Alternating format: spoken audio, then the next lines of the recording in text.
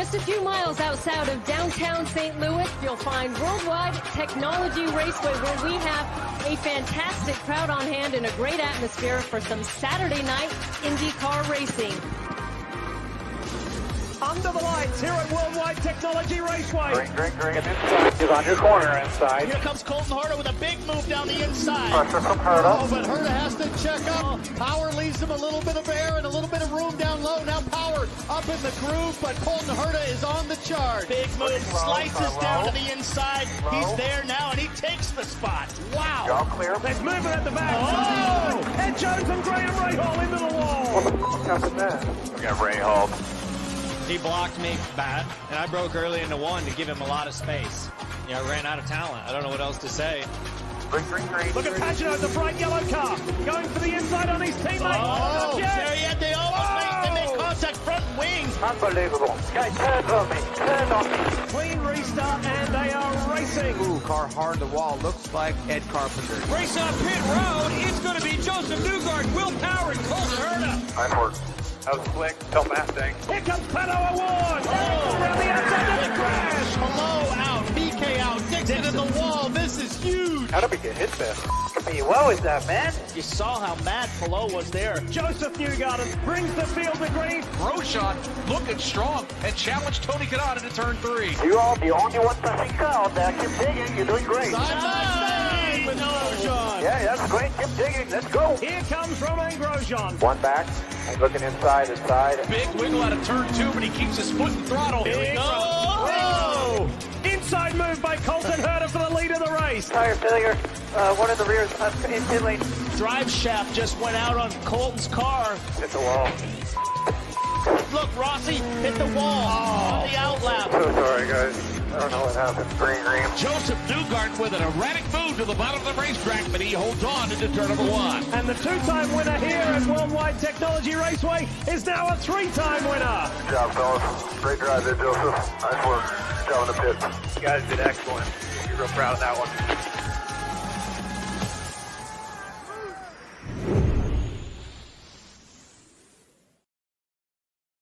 And welcome to episode number 12 of the Push to Pass podcast. As always, I am Derik Vance. Welcome, race fans. Welcome back to another action-packed episode for sure.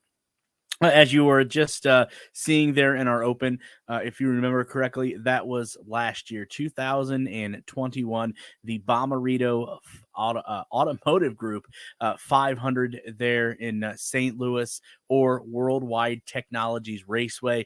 That is where the NTT IndyCar Series will be this weekend, and that is the race, as I mentioned, the Bommarito Automotive Group 500. That is what we will be previewing in tonight's episode. Along with previewing that race, I also have two amazing guests joining us first here in about 15 minutes or so. Christopher DeHarde, the assistant editor of TobyChristie.com. A nice racing outlet there. He is going to join us to have a little bit of a conversation talking about his background, how he got into racing journalism, the NTT IndyCar Series, and then also previewing the Bommarito Automotive Group 500 this weekend as well. And then also towards the back end of the show, as always, our guest there, fantasy aficionado of sorts and bets, Mike from Burnout Sports and Burnout Bets. Check him out on both of those. We'll be discussing and previewing, obviously, this weekend's race there in St. Louis. And then we'll also talk to him as well about a couple weeks ago there in Nashville, see how he did, if he was able to place any bets on winner Scott Dixon for that. But before we get into any of that, like I said, it is this week the Bommarito Automotive Group 500, and this is our preview. So let's get into that. Like I said, this weekend, the NTT IndyCar Series is in Madison, Illinois, right outside of St. Louis, World Wide Technology Raceway, again, for the Bommarito Automotive Group 500, presented by Valvoline and Exalta. After a crash-filled race through the streets of Nashville, the NTT IndyCar Series is in the home stretch of the 2022 season with a stop in Madison, Illinois, like I said, right outside of St. Louis for the Bommarito Automotive Group 500 at World Wide Technology Raceway. It is Friday and Saturday, August 19th and 20th. If you are unfamiliar with the World Wide Technology Raceway track, it is a 1.25 mile oval. The race will be 260 laps, 325 miles. The entry list goes like this for this week. You have Joseph Newgarden, Scott McLaughlin, Dalton Kellett, Pato Award, Elio Castroneves, Felix Rosenquist, Marcus Erickson, Scott Dixon, Alex Palou, Will Power, Kyle Kirkwood, Graham Rahal. Interesting news coming from Rahal, Letterman, Lanigan Racing this week. We'll get into that. Rookie David Malukas, Connor Daly, Renus VK, Colton Herta, Alexander Rossi, Roman Grosjean, Delvin DeFrancesca, Christian Lundgaard. News on him we'll get into this week as well. Ed Carpenter.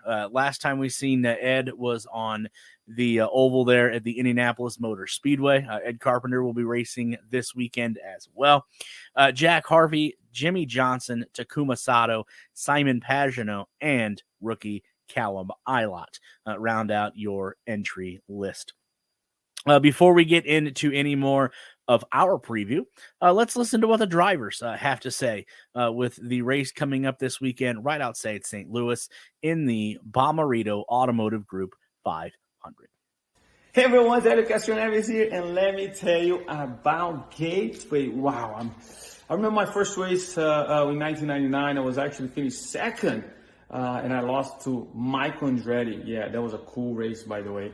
And love that place. That place is fantastic. It's fun. It's difficult. And I can't wait for everyone coming next weekend. So we're going to have a great time. So can't wait to go back after so many years. 4 years? Woo! See you guys there. All right. So St. Louis coming up, Gateway. Really excited about the race. It's 3 races to go now. So it's getting closer on the end of the season. For us in the number 8 car, we have the Bryant car this weekend, and that brings back a lot of good memories.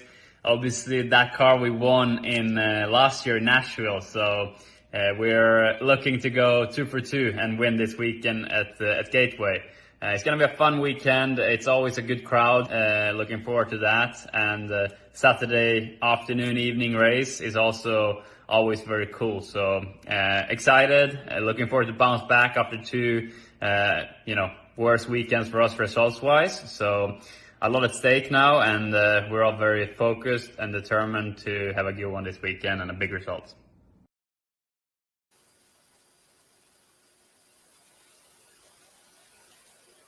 St. Louis, looking forward to it. I think it's definitely becoming a very tight and very interesting championship. Maybe one of the best of recent years. So yeah, it was definitely a difficult race for us last year. I think Alex and myself actually got caught up in the same accident. We were able to get back out and repair the car, but we were many many laps down. So hopefully a much cleaner weekend for us, and especially for all 3 of us fighting for the championship right now. And we'll be doing our best to try and make sure that we're still in the hunt with 2 races to go after St. Louis. It's definitely getting pretty spicy, pretty exciting. So this is what this team's made for, and hopefully one of us 3 can bring that trophy and keep it back at home. All right, St. Louis, this weekend, excited to build on the great performance and effort we all put into Iowa. I feel like, hopefully I can improve from there, have a shot at the podium, if not better. It's been a lot of years since I have been to the racetrack in St. Louis. I would say probably late 90s was my last race there. I think I've only raced there once in a Busch Grand National Division race. And then I have been there a couple times in that Cup car testing, but again, it's been quite some time. So excited to get back to the area, excited to see the fans, and really excited to be back on an oval again like Carvana Honda. All right, last 3 races of the season. Nashville was good. We got a podium there. It was a survival race, as you guys saw, and we made it to the podium. Scott won the race, so it was a big day for the team.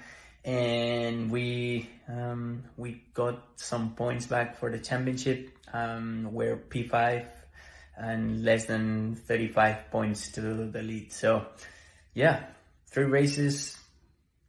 We need to push. We need to try and do the best we can to get this championship home. And yeah, super excited for Gateway night race. I think it's a great event with fans and the IndyCar racing itself. Yeah, last year was quite good for us.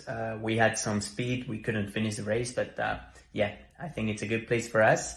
And hopefully we can get those points back. So yeah, we'll see you guys on social media during the weekend. A huge thank you to those drivers there for taking a little bit of time out of their busy schedule, obviously, to give us a little bit of insight and a little bit of preview as to what they're looking forward to here at the Bommarito Automotive Group 500. Getting back into this preview here before we're joined by our first guest. As for tires this week, all teams are going to have 9 sets of Firestone Firehawk tires, obviously to use throughout the weekend. If you want to follow this on social media, the World Wide Technology Raceway, you can find that on Twitter at WWT Raceway. Obviously, you can find IndyCar on Twitter at IndyCar, all one word. And then if you want to hashtag this weekend, hashtag Bommarito 500, and then hashtag IndyCar. Looking back to 2021, the race winner there was Joseph Newgarden in the number 2 Senso Team Penske Chevrolet. Winning the pole was a fellow teammate there, Will Power, in the number 12 Verizon Team Penske Chevrolet with a time of 49 seconds or 49.82 seconds, and he checked in at 180.618 miles per hour. If you're wondering what the record qualifying lap is there in St. Louis, it was again Will Power back on August 25th of 2017 with a lap of 23.7260 seconds, and he checked in at 198.709 miles per hour. Looking at the on-track schedule this weekend, obviously, things kick off on Friday with the first IndyCar practice from noon to 1 p.m. And then from 3:45 to 4:45 p.m., it is the Bommarito Automotive Group 500 NTT P1 Award qualifying. This will be single car qualifying consisting of 2 laps. And then from 6 to 6:30 p.m. again on Friday, it is the NTT IndyCar Series final practice. And just a reminder, this is a special volunteer highline session among 9 different cars. Each entry receives an extra set of Firestone Firehawk tires for that session only. And then combined from 6:45 to 7:45 p.m., the NTT IndyCar Series will wrap up their final practice. And then we'll move to Saturday, August 20th. At around 5:25 p.m. Again, these are all local times there in Illinois.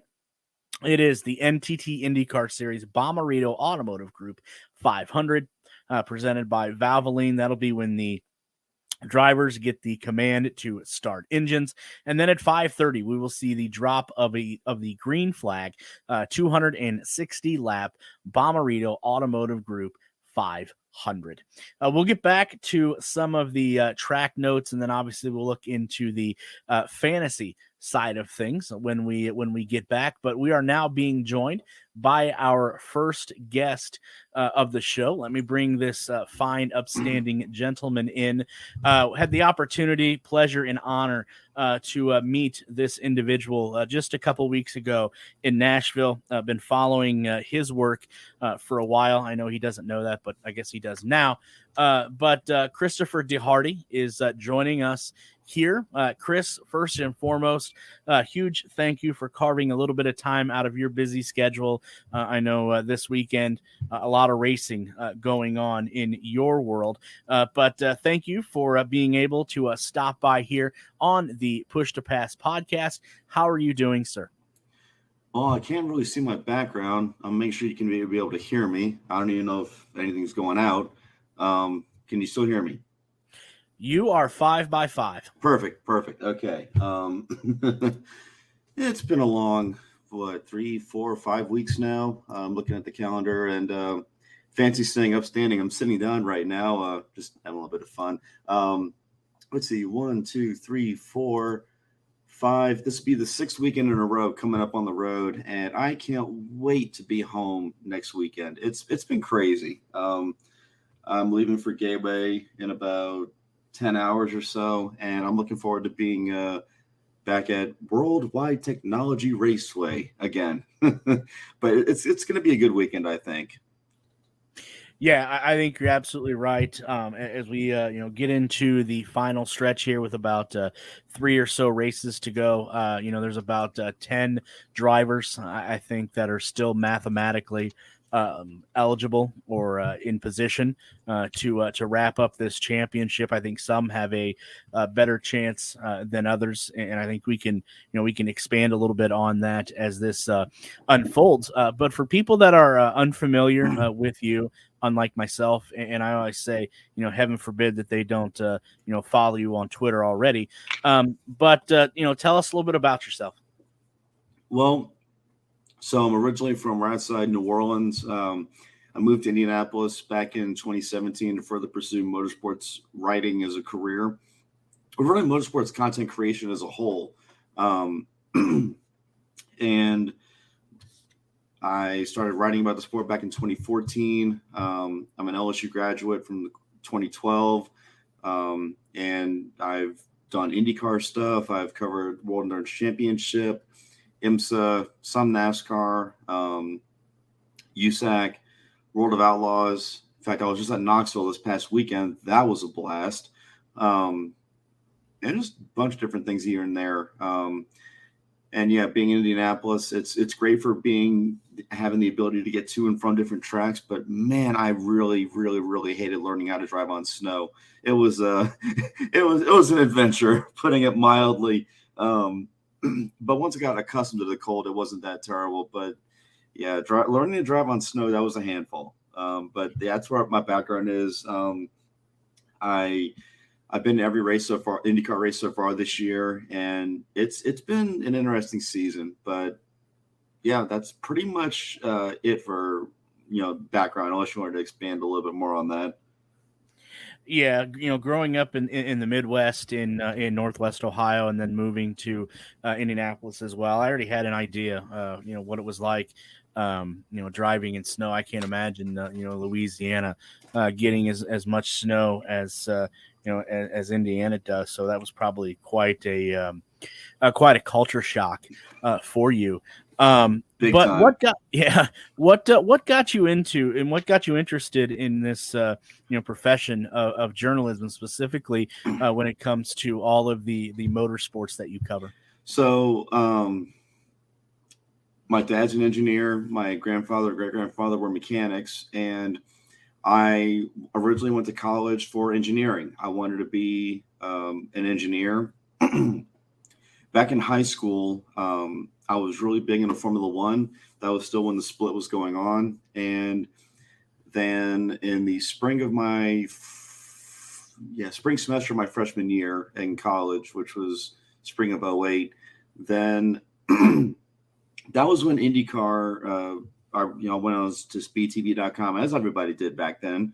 And, I saw this article from Robin Miller saying, what, IndyCar reunification might be at hand. And then like my eyes just got as big as saucer plates because, here we have a sport that for the last 12 years has been, for lack of a better term, fighting with itself. And, we saw so many, bad things happen that all of a sudden, good things might be taking place here. And so I got really interested in trying to figure out what was happening in IndyCar racing at that point. And that was kind of the first thing that told me what the power of the written word was. And then, I was trying to be an engineer. I wanted to do engineering stuff. And then, for lack of a better term, that's what got me to fall back in love with IndyCar, I guess, was having everything finally come back together. Then I was scholastically dropped from the university. That's a nice way of saying I flunked out. So that's one thing Robin Miller and I do have in common. And one of the things that engineering just did not work for me. It just didn't. And then, I was looking through courses to take to try and get my GPA back up. And I saw this one that said Intro to Mass Media. And for the first time in over a year and a half, I actually look forward to going to class every day. And I actually wrote that sentence in my entrance essay to get into the Mass Communications College. Like I even said, read that last sentence again, so that they knew what that class meant to me. And then I realized, if I can't work on the cars, I wonder if I could write about them. And it turns out I like doing that a lot. So that's what got me interested in doing that. And then I've also wanted to keep people up to date on what's going on. And then this was something that might make me a little bit different than what most other people is. I want to try and show people that motorsports really is for everyone. There was a driver in one of the Road to Indy series that was really, really old. And he said, the car doesn't know how old I am. And that hit a light bulb in my head. The car doesn't know who you are. It doesn't know your background. It doesn't know, your life experiences. The car is neutral to you, which is one thing that makes motorsports really unique. And I love highlighting that for a lot of people and showing people just how different motorsports is compared to any other stick and ball sport. The access that you get in motorsports is unlike any other sport out there. And I like showing people that, and especially showing new people that are coming to the track for the very first time. I like showing them what makes motorsports different than other sports. So that is one way that I'd like to do that with my writing. And there are good things and bad things that take place that weren't, and motorsports isn't immune to that. But I think that, that's what I got into it for, is I want to show people what's going on and all that. So yeah, that's really how I got into it, is through that avenue. You bring up some very interesting points, and one of them is one of that I'm going to strongly agree with you. Is there is such a difference when you talk about bringing people in to racing, and that's the way that I am. I think IndyCar deserves to have so many more eyeballs than what they have, and I love that they're expanding their brand, doing different things in that. But the possibilities, especially for IndyCar, and the amount of fans and the amount of people that could start following IndyCar is I don't think is you can measure. Absolutely. Some forms of motorsport are better at access than others. IndyCar's on the good side of that, as is IMSA. Although I think the best might be NHRA. I did the U.S. Nationals last year in 2021, and that I can tell you right now, it was mind blowing just how open everything was, and it was really, really neat. Of course, like I'm walking, through the all the setup area, where all the tents are and everything, and they're open and they're warming up one of the top fuel engines, and just the smell of the nitro, and just when it hits your eyes and they water, I'm just like, oh my God, like this is just unbelievable. And I mean, NASCAR isn't at that point, like it isn't there with that, like their garage access is extremely limited. But yeah, like I just saw that at the IndyCar NASCAR doubleheader weekend at the Brickyard, just with how much everyone was camped up outside of Gasoline Alley. But yeah, accessibility is huge for IndyCar, and I'm glad to see that that's the case. I know I'm not sure how the case is at every IMSA race, but I know at most of the IMSA races, a ticket is actually a paddock pass as well. And I think that would be a welcome change for IndyCar, but I know that that's probably not going to happen. But I can tell you right now, seeing all the little kids, like seeing all the Corvettes and the Porsches and stuff like that is really, really great to see. And that's another thing, too, is that bringing more kids to the sport is of paramount importance to families and having it be affordable for them, too.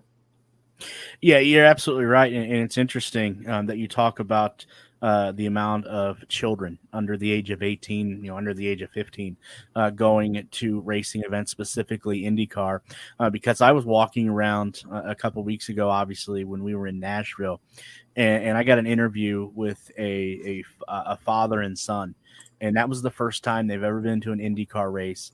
And they were blown away with, the accessibility, like you said.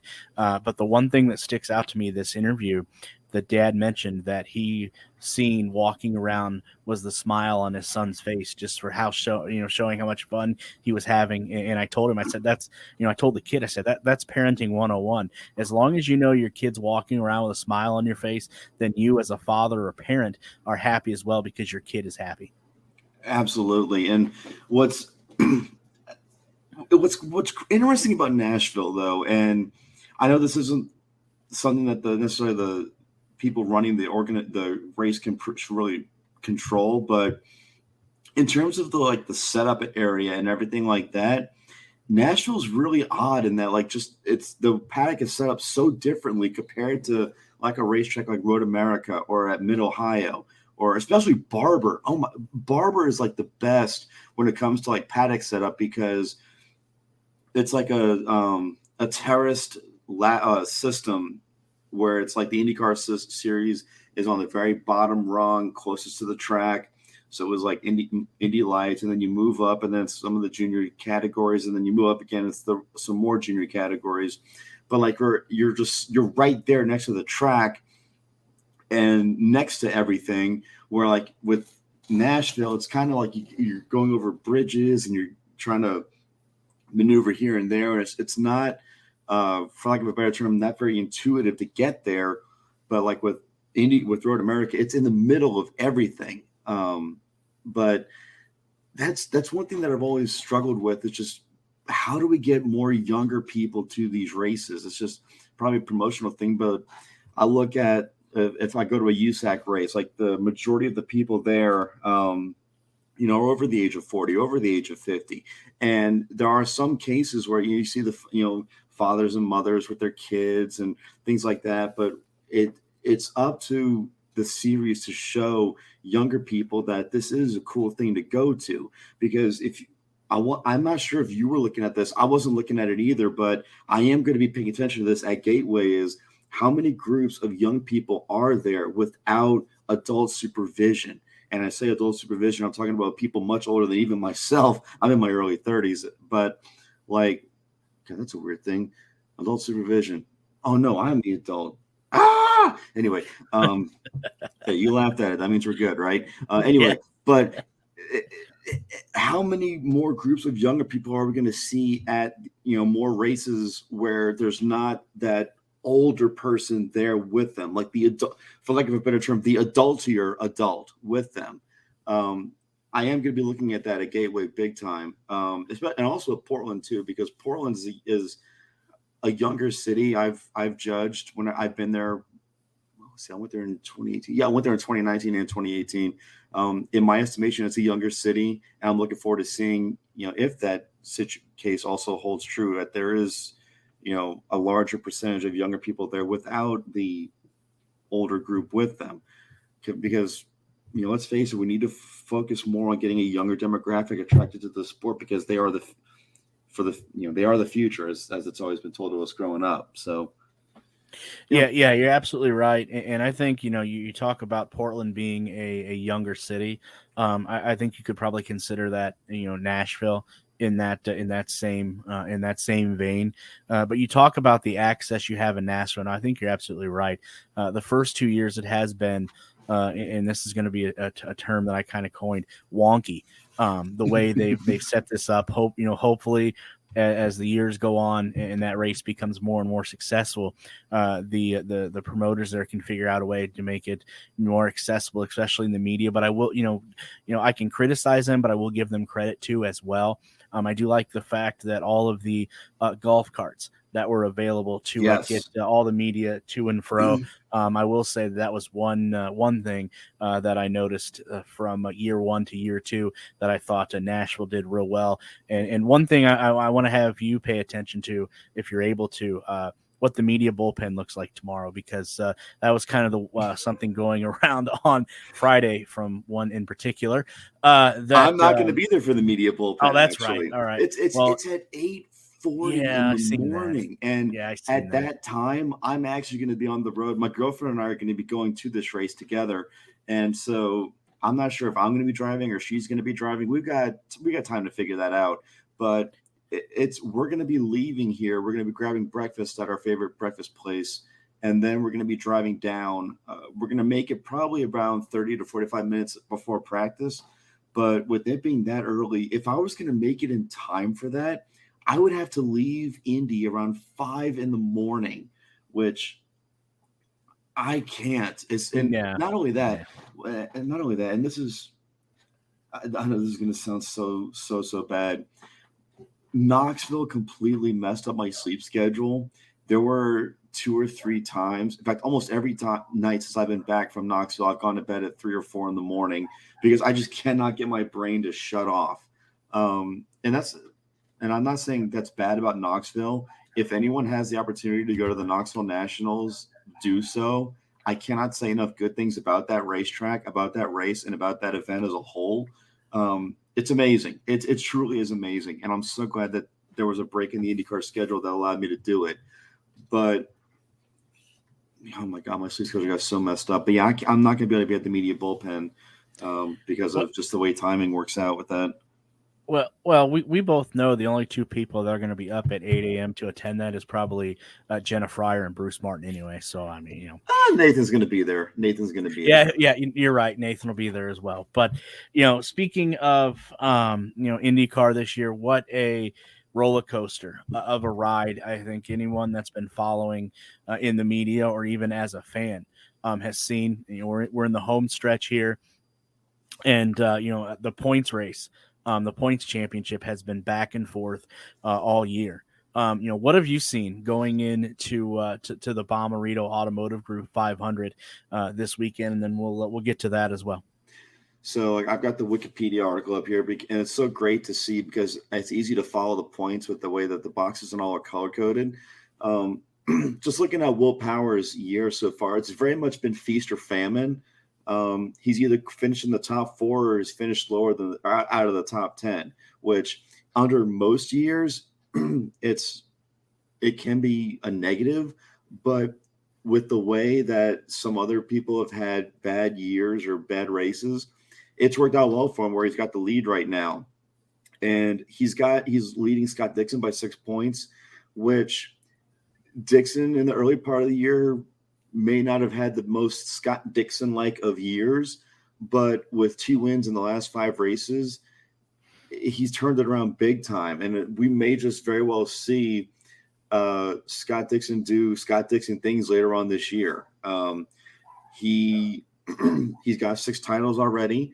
If he gets a 7th, he'll tie AJ Foyt. And then you look, 6 more points behind Dixon, and you have Marcus Ericsson in 3rd place in points. I was about to say 14th. That's where he finished in Nashville.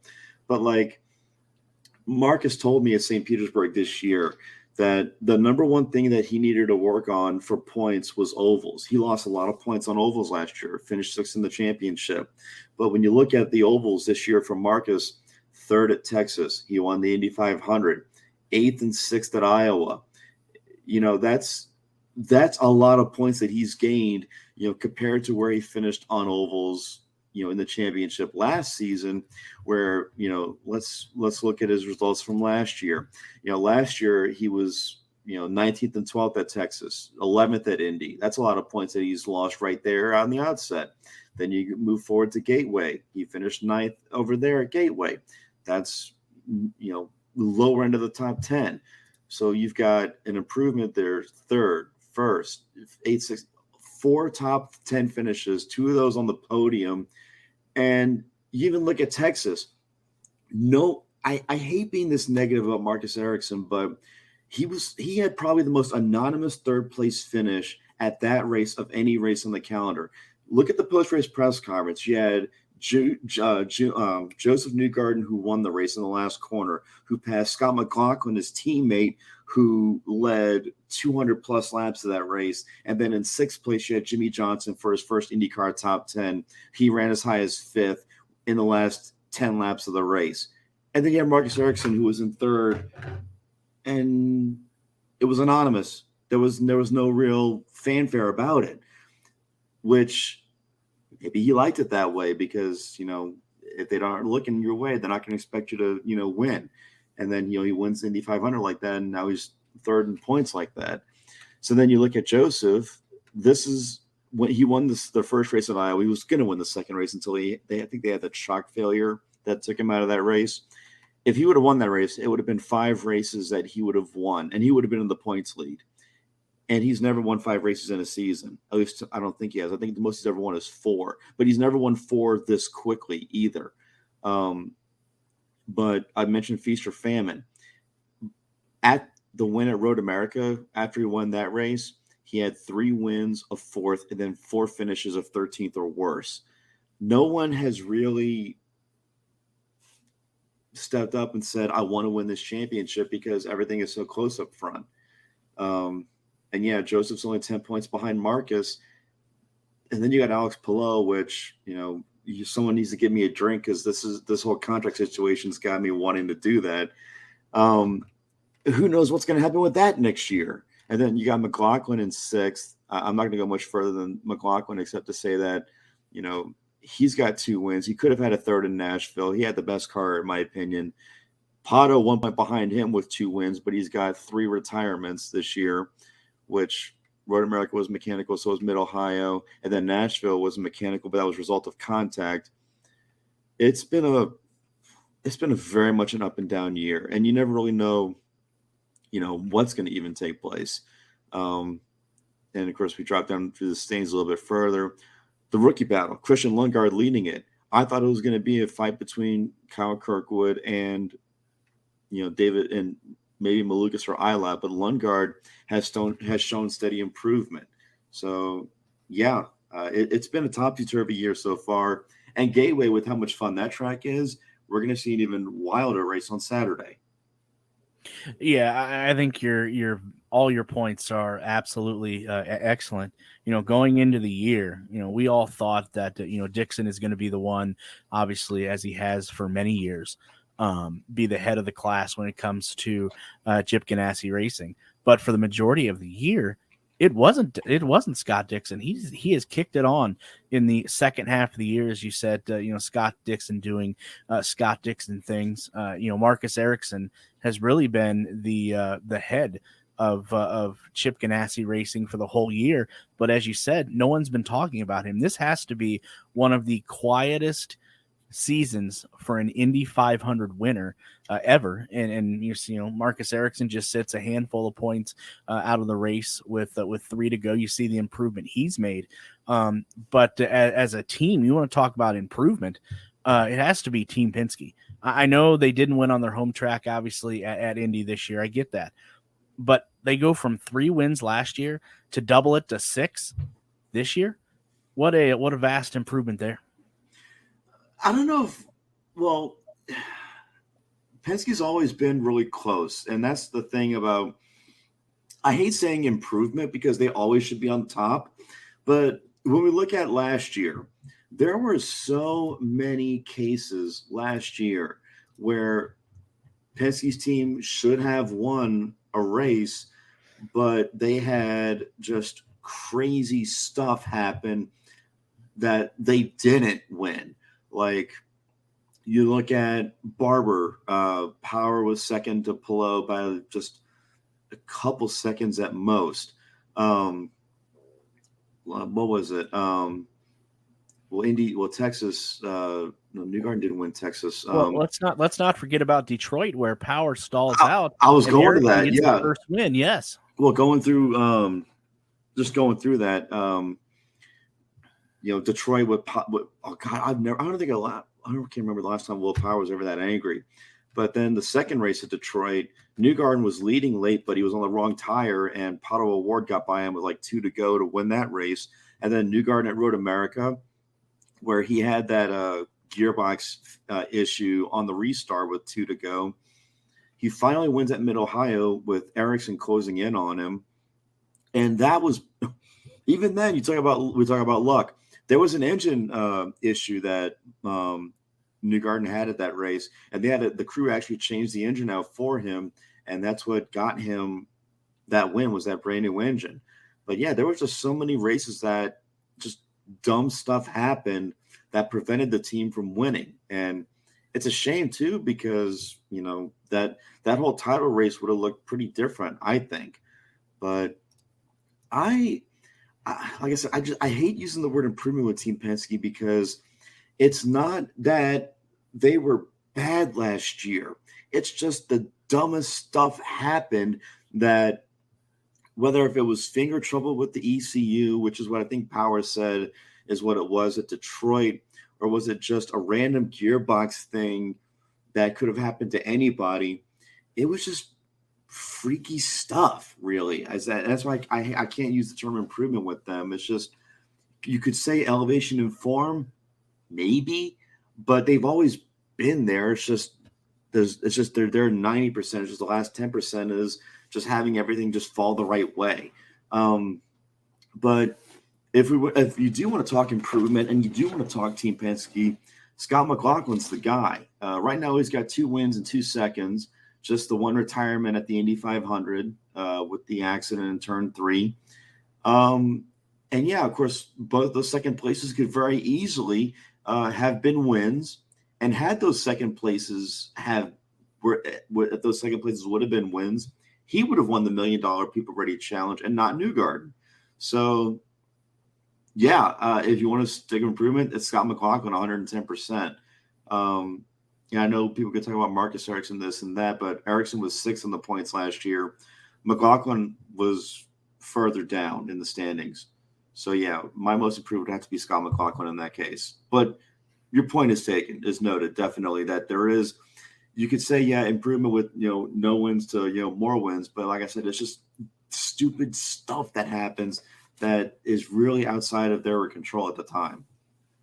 Very, very valid point. And it does give me, a little bit, different perspective there, thinking about just the, mechanical failures and racing bad luck that Penske had 1 year ago, that it seems like that may be in the rear view window as we come down with, 3 races to go, and all 3 of their drivers are within striking distance.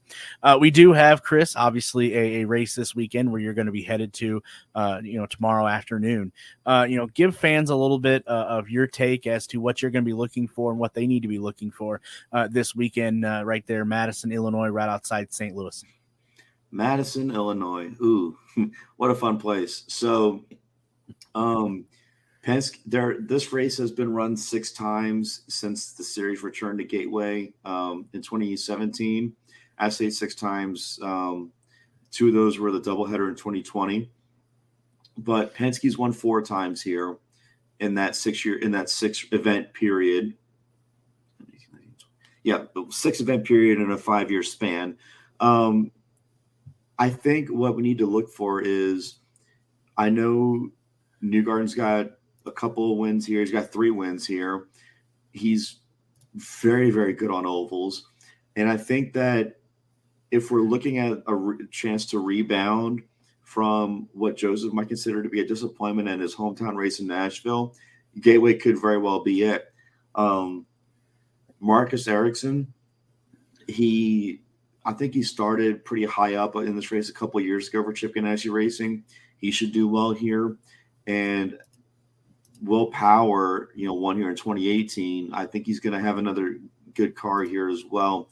So the Penske guys are going to look really strong here. But I'm also looking at Jimmy Johnson, because, he got that 6th place at Texas. He got the 5th place at Iowa. And this track is like a shrunken down Darlington. Yeah, you could argue it's a shrunken down Darlington, even though you don't run at the top of the track like you do at Darlington. It's still it's still a pretty good comparison in that it's one end is shorter than, or one end is a tighter radius than the other end is. So I'm going to be also looking at, how will tire fall off affect this race? If you pit later, you're running the risk of everybody overcutting you or running fast, running longer on newer tires to get past you. However, Takuma Sato pitted later than other drivers did in 2019 when he won. And with the majority of the field a lap down, it was a race between him, Ed Carpenter, and I think Tony Kanaan, which that might have been a record for the oldest podium in IndyCar history at that point. So I think strategy is going to be of massive importance. If someone is in earlier on newer tires, how much will those newer tires help? Will you run faster on newer tires with a heavier fuel load than you will with a lighter fuel load, but with older tires? If there's not that much fall off, you might see teams go longer on the stints to work it. And then again, if there's traffic, we might see someone pit to get out of traffic. So it might be run like a road course race in that regard, but we're going to have 260 laps to figure this whole deal out. So I'm looking forward to it. I think Gateway puts on a good show, and probably the biggest thing though to know about Gateway is their promotional staff is second to none. Between them and the Hy-Vee staff that promoted Iowa, both groups have set the gold standard, in my opinion, for promoting a race at a racetrack 110%. So that's what I'm going to be looking for. I'm expecting a big crowd. I'm expecting a strong, happy crowd and a good time overall.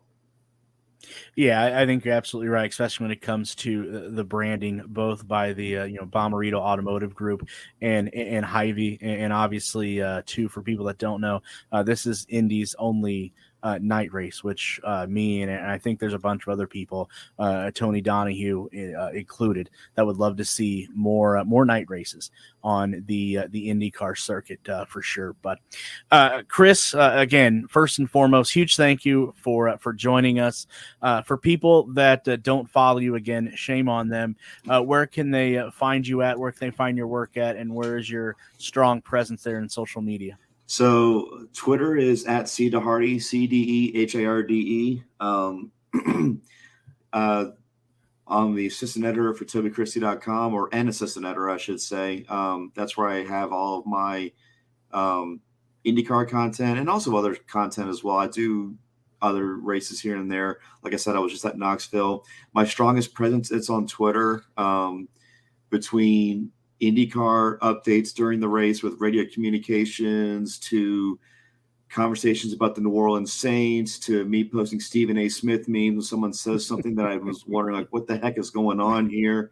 How do you do that? How do you do that? What the hell is going on here? I love Stephen A. Smith. Hot take, he's one of the greatest media personalities in our current age, and whenever he retires, it will be a sad day for sports media. And yeah, that's where you're going to find me most of the time, is on Twitter. And hey, if you see me at a racetrack, stop, say hi, call me out. I'll say hello. Don't hesitate. I'm always down to chat and BS about racing and just have a good time with it. That's what we're here for, just to, do our jobs and have a good time with it. If you're having a good time, you're doing something wrong. Absolutely. And on a side note for everyone, if you want one hell of a meme, go find Chris, because he puts them out on a daily basis. But Chris, again, huge thank you for joining us. Definitely look forward to your coverage this weekend, and I know we'll cross paths down the road, and we'll talk again soon. Definitely. And last thing I will say, you talk about memes. I actually have one today that I'll share with the listeners here. There was someone on Twitter that said that the United States does not have a big karting scene, a big karting background. So naturally, I replied to this person, tagged Rob Howden, who is the founder of eKarting News, and is probably the most well-versed person in motorsports media with the go-karting scene in this country. So naturally, I texted Rob after, a half hour after that, and, I texted him, that dude on Twitter, no real karting culture, me, or Rob. And then I played a Stephen A. Smith clip where he went, "Are we sure? Are we sure? I mean, are we really sure?" And yeah, Rob texted back, just laughing because it was clear that we do have a karting culture, but it may not be a very massive culture, but there is definitely a big culture of karting in motorsports, and that's how you start off your career. And yeah, if you have another chance, this is my final plea to all the listeners that are hearing this. Go to your local go-karting facility and watch all the young kids drive, especially whether it's SCUSA or WKA or whatever karting association that you find. Go to your local short track, whether it's dirt, asphalt, quarter mile, half mile, whatever fraction of a mile it is, and watch the drivers drive, race, buy the t-shirts, because that money goes back to helping them fix up their cars and get them running again on Saturday night. Support those drivers and support those racers, because they are the backbone of motorsports in this country, and without them we don't have a sport to write about, we don't have a sport to create content for, and we need them. So get out to your local track and support them. Yeah, Chris, definitely can't agree more. Get out there and support the youth, or as my cousin Vinny would say, the youths of this country. But again, Chris, huge thank you for joining us. Can't wait to see your content this weekend. Thanks. Take it easy, and if you're not laughing, you're not living. Have a good one, y'all. Bye. Absolutely. Again, huge thank you for Chris for stopping by. Go check his content out and check out his coverage of the Bommarito Automotive Group 500 this weekend. Don't want to waste any more of this gentleman's time joining us, as he always does here towards the back half of the show. Mike from not only Burnout Sports, but Burnout Bets as well. Mike, we're counting down the days till we get to meet you in Nashville here, just a little over 300, hopefully. But how have you been? Oh, I'll be in St. Pete. I'm in St. Pete every year. That's right in my backyard. You will find me there all 3 days. Yeah, I'm glad I didn't make the trip to Nashville. It was wet. It was rainy. It was nasty. I would have missed my flight coming home. It would have been a mess. So I was happy to watch that at home. Unfortunately, got to watch my bank account go down, or my bankroll, betting bankroll go a little bit down. Polo was a savior at the end, getting that top three. So it wasn't too much of a bloodbath. But man, that race, yeah, I need to write down don't bet Nashville, or just go and have fun. Yeah, actually, you know what? You're speaking of St. Petersburg first. That may be on the calendar for 2023. It's not out of the question yet, because I'm going to be in the Orlando area, I believe, around that same time, and it's only about an hour drive. So let's not count St. Pete out. But yeah, Nashville. I think you're absolutely right. Wet. Very unpredictable, as the everybody else in media. Crashville is what it seems like the first 2 years. That's obviously what we got a couple weeks ago, and Scott Dixon was able to withstand all of the crashes that took place there to pick up his 53rd victory, which, don't look now, AJ Foyt, but you may have some company coming in the not so distant future with Scott Dixon. Yeah. Scott Dixon was a hot topic this week as far as championship odds and how to bet that. And we can talk about that. But I actually, I'm not on the, like my counterpart and friend over at Burnout Bets, Burnout Sports, Tony Donahue. He's all about putting Dixon to win the title. And we just got done doing a Twitter Spaces about an hour or so, or 2 hours ago. And we have a $10 bet, and I gave him 2-1 odds. I think I got the best end of it. I got the field because I think it's Joseph or Will. With maybe, if you ask me to put money on an outright, Pato is 6.5 to 1 right now to win the title. But I've been on Joseph since he was at 6 to 1, 7 to 1 a couple of weeks back, and that was with the idea he was going to win both Iowa races. He went 1 for 2. It kind of stings. He should have gone 2 for 2. I don't know. We still don't know. I don't think we ever heard if something broke or he just, blew it too low below the line. But yeah, I still think it's his title. I think he's our favorite. If we shift over to this week, he's at Caesar Sports. He's a plus 220 favorite. 2-1 favorite is very low for an IndyCar favorite in a series that has a ton of parity. So you got the big boys up top: Newgarden, Power, Award, Herta are your top 4 guys in the odds boards going into this weekend. I can't disagree with Tony, even though I do from time to time. I can't disagree with him because, you think about one driver that has all the momentum right now, and who better than Scott Dixon? He's right there within striking distance. So it's going to be an interesting last 3 weeks, especially for you and Tony, putting a little scratch into the game. But as you mentioned, the numbers did come out earlier today on the betting sports books. Anything jump out at you right away? Yeah, the numbers were unfortunately they were kind of short compared to last year and the year before. They really did differentiate at the top, like I said.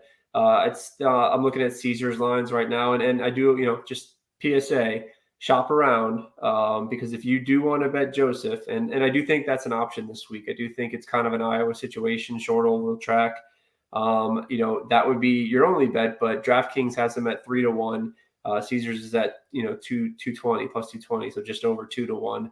That's a big difference when it comes to what's coming back to you. So shop around depending on where you want to bet. But Newgarden 2 plus 220, Willpower 5-1, Award 5-1, Herta 8-1, McLaughlin 10-1, and then starts to get into a big jump. Your double digits. Dixon's 18-1. Carpenter last year he was 40-1 at this track. I remember betting him at 40-1 at this track. He's down all the way to 22. At 22, that's too short.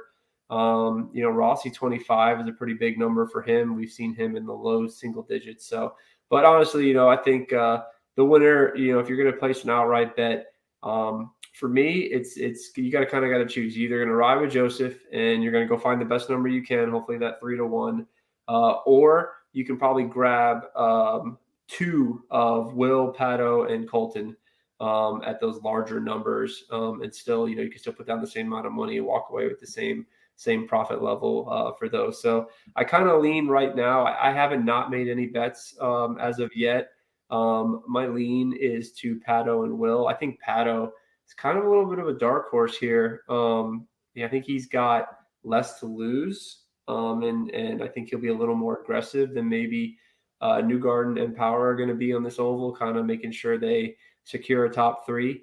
So that's kind of the direction I'm looking at right now. I'm going to wait and see what kind of practice comes out. I'll probably decide to drop some money on either, like I said, either pick 2 or go the Joseph direction, but haven't made that call yet. There's still some sports books out there that haven't posted numbers, so we'll see if there's any different kind of lines. Because Power, I think I saw 6-1 at DraftKings, so that makes it even more enticing. Mike, we've been doing this for the majority of the season, and I think every week we've had the same favorites. I think, and obviously, we don't share our information as to who we like this week, who we're fading. But this week, my favorites, I like the whole Team Penske stable, and you just mentioned them with Will Power, Joseph Newgarden, and Scott McLaughlin.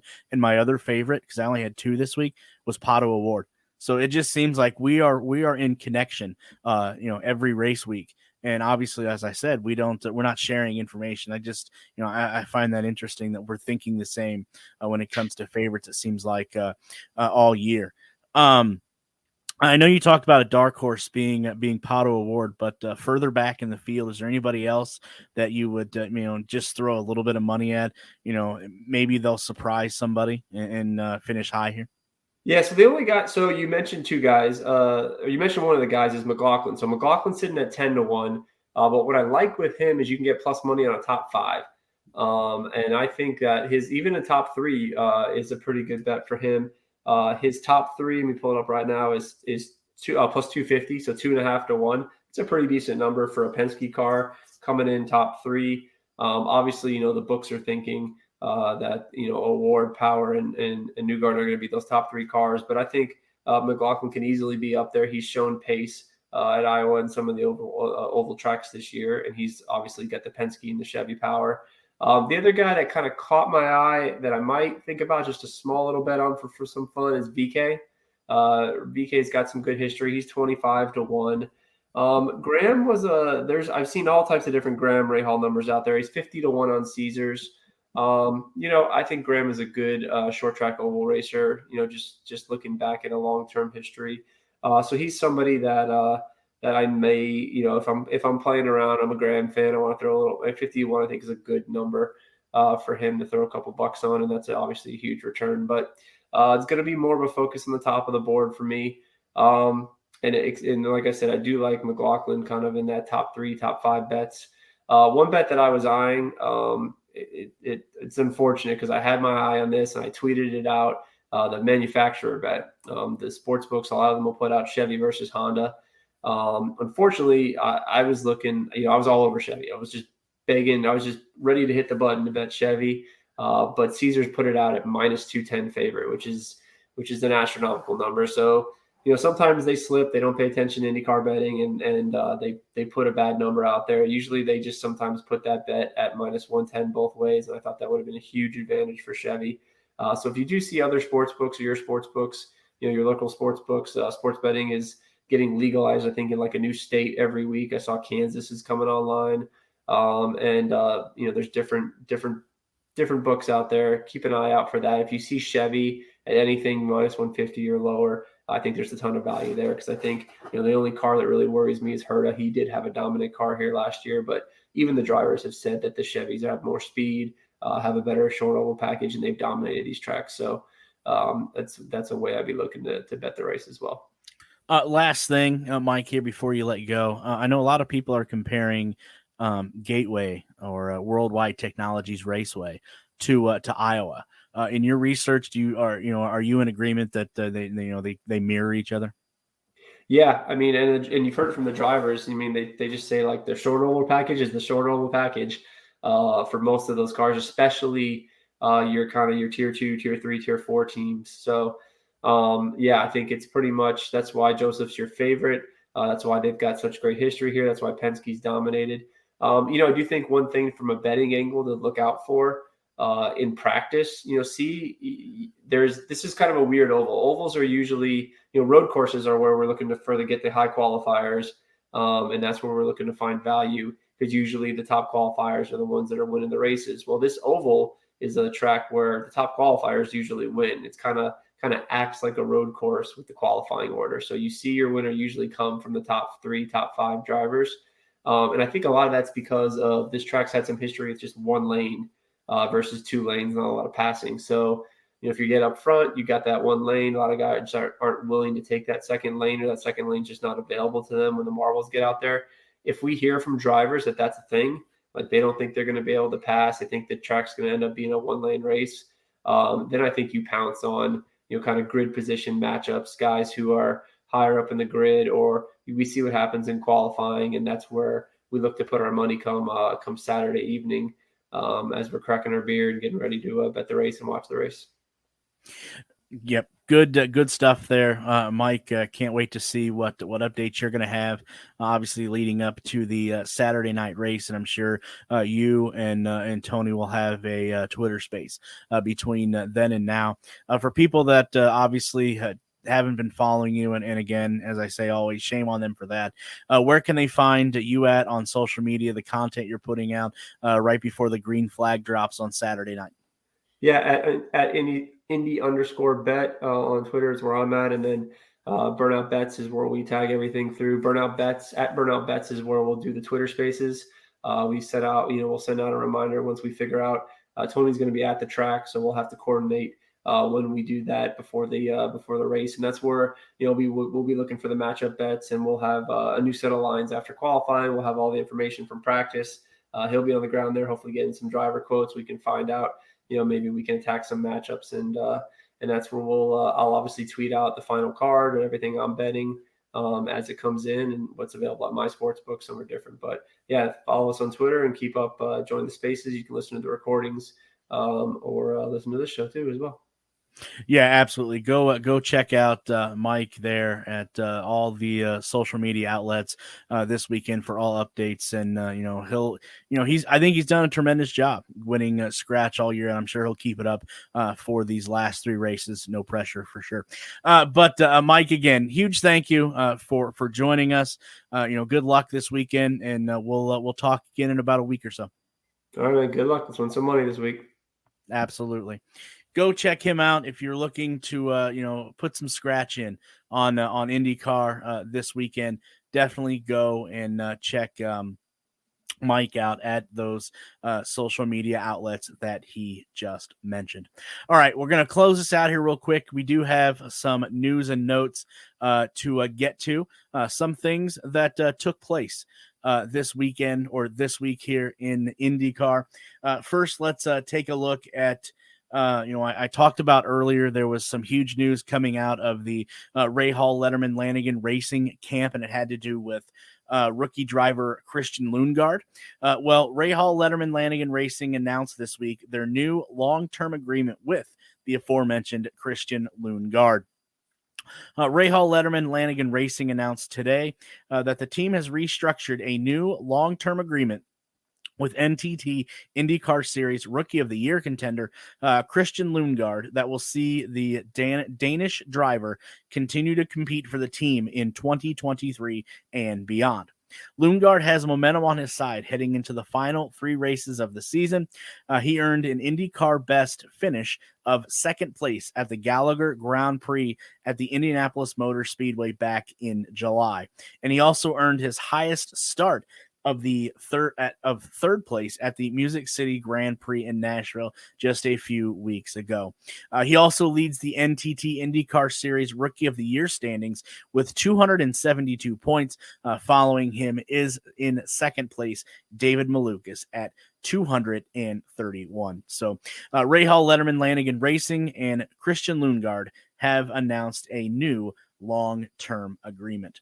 And speaking of contract extensions, it was announced earlier this week as well, courtesy of Nathan Brown over at the Indianapolis Star, that Elio Castroneves will return for his second full season with Meyer Shank Racing in 2023. As he hopped out of the car at the Iowa Speedway, having qualified 25th and 24th for the weekend doubleheader at the track he won during his last visit, Elio Castroneves was understandably prepped with questions about his future. The shine of his 4th Indianapolis 500 victory 14 months prior had worn off a bit, and through a season of worth of races, 16, into his tenure with Meyer Shank Racing, he logged just 5 top 10s. His new teammate, Simon Pagenaud, had 6, with 6 fewer starts than less. But as he told Nathan Brown earlier in the week, that he is returning Elio Castroneves for his second full season with Meyer Shank in 2023. And then one more note here before we get out of here. NTT IndyCar, the IndyCar Series, is scheduled to release at the end of this month their schedule for 2023, and just taking a first look here as we do with the potential of the entries for that 2023 season. AJ Foyt could have a potential 3 with Dalton Kellett, JR Hildebrand running 6 races, and potential rookie Benjamin Peterson. Andretti Autosports, number 26, Colton Herta. Number 27, that's already been announced, Kyle Kirkwood. Number 28, Roman Grosjean. Right now, Andretti Steinbrenner Autosports could be number 29, Delvin DeFrancesca. We'll see how that works out. And then potentially Andretti Herta Autosport with Marco Andretti running 6 races there. Aero McLaren SP. Right now, it could looks like you got Pato Award in the number 6, potential Alexander Rossi, Pato Award in the number 5, Alexander Rossi in the number 6, Alex Palou number 7, and Juan Pablo Montoya running between 5 and 6 races in the number 86. You got Chip Ganassi Racing, which could be a stable of number 1, Tony Kanaan. Number 8, Marcus Ericsson. Number 9, Scott Dixon. Number 10, which used to be the Alex Palou, currently Alex Palou, Ryan Hunter-Reay. And then number 48, Jimmy Johnson. Moving to Dale Coyne Racing with HMD Motorsports. Number 18, David Malukas. Number 19, Lunas Lundquist, who would be a rookie from Indy Lights. Dale Coyne Racing with Rick Ware Racing. Number 51, Takuma Sato. Dreyer Reinbold Racing for next year. Potentially number 23, Santino Ferrucci. And number 24, Sage Karam. And then moving to Ed Carpenter Racing, you got number 20, Connor Daly, number 21, Renus VK, and then potentially number 33, Ed Carpenter. Junko Hollander Racing, it's been rumored that they would want to add another car. Well, it could be the number 67 entry of rookie Marcus Armstrong in 2023. And along with that, obviously, the number 77 with Callum Ilott. Meyer Shank Racing, you're going to have the number 6, Elio Castroneves, and the number 60, Simon Pagino. Peretta Autosport, I know they've made a splash this year. Next year, number 16, again, Simona Di Silvestro. She may not be able, we'll have to wait and see how that works out, to run a full circuit. And then you got 2 left, Ray Hall, Letterman, Lanigan Racing, number 15, Graham Ray Hall, number 30, Christian Lundgaard, who we just talked about, number 45, Jack Harvey. And then finishing up with Team Penske, as usual, number 2, Joseph Newgarden, number 3, Scott McLaughlin, and number 12, Will Power. So that does it for your news and notes. And not only does that do it for your news and notes, that does it here on Push to Pass for episode number 12. If you have not already, make sure that you are following the Push to Pass podcast on the social media outlets that have been scrolling at the bottom of your screen. Also, too, pay attention to those social media outlets this weekend, as we will be covering 360 degrees of the Bommarito Automotive Group 500 from World Wide Technology Raceway. Remember, everything kicks off tomorrow, which leads up to the green flag dropping Saturday evening. So check out your local listings to where you can hear or watch the race. So with that, that does it for this episode. Huge thank you to Christopher DeHarde for joining us. Also, too, huge thank you, as always, to Mike from Burnout Sports and Burnout Bets for joining us as well. Please make sure that you follow and like all of the content both of those individuals are putting out. For Derik Vance of the Push to Pass podcast, we will see you in the next video.